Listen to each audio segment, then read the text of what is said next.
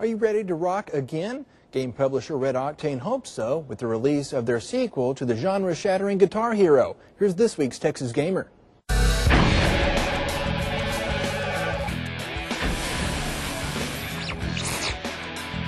Game publisher Red Octane struck the right chord with PS2 owners last year with their release of the hard-rocking Guitar Hero. To date, still one of my favorite games of all time. And operating under the mantra, if it ain't broken, don't fix it, we're given the aptly named sequel, Guitar Hero 2. Those familiar with the original will jump right in, but for the uninitiated, you'll use a realistic, albeit smaller guitar controller with 5 colored buttons on the frets of the neck, a strum bar, and of course a whammy bar. Color-coded notes will scroll down the screen, and you have to press the corresponding buttons on the frets while strumming in time with the music. Linked notes add to your high scores while increasing your rock meter.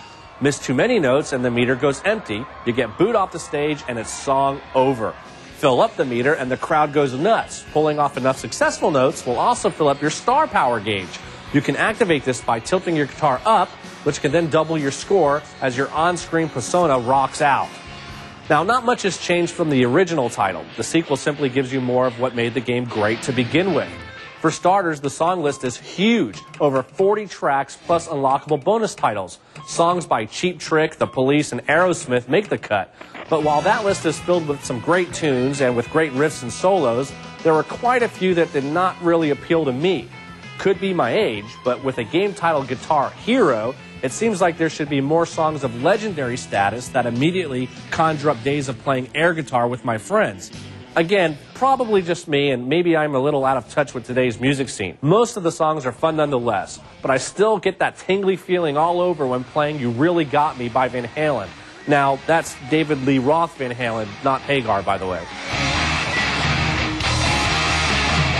Of course, the majority of the licensed songs are covers, but once again, masterfully done, especially the guitar work. Some new multiplayer modes have been added, but sadly, still no online play.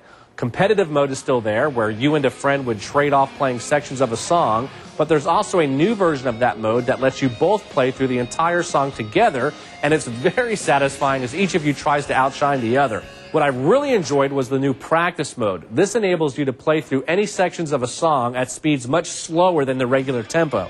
A great way to practice your hammer-ons or memorize a particular riff you were struggling with. But it's career mode where you'll spend most of your time. And besides some new characters, costumes, and venues, nothing is really different here. Play through songs to unlock new songs and venues, although you will get asked for an encore performance to finish out the section. We also got to try out the game with the well-designed wireless Freedom V guitar controller from the Ant Commandos. Besides the cool-looking design of the guitar itself, what we liked about the controller was that the buttons were a little closer together than the standard SG controller, making chord movements and hammer-ons a little easier. The wireless connectivity worked fantastically and had great range. Playing while not tethered to your PS2 is certainly the best way to get the most out of the game, but the Ant Commandos assume no liability for broken limbs caused by flying scissor kicks off the sofa. One minor complaint though, and we are nitpicking here, the tilt sensor was kind of hit or miss on our unit and ended up just hitting the select button most of the time to trigger the star power instead of risking the possibility of missing a good score multiplying moment. Luckily, the select and start buttons are in a perfect position to pull this off. Also, if you have a first-generation guitar from the Ant Commandos, you will need an adapter to use it with Guitar Heroes 2. The small adapter attaches between the controller and the PS2's controller port. We've tried the solution and it worked flawlessly. These adapters are very inexpensive and can be ordered through the Ant Commandos website at www.theguitarmania.com. Guitar Hero 2 didn't tamper with the successful formula of their first outing, and that's a good thing. Rocking out to more titles and with a friend is even better. Guitar Heroes 2 is rated T for teens, is available for PS2, and Texas Gamer gives it a 4 out of 5.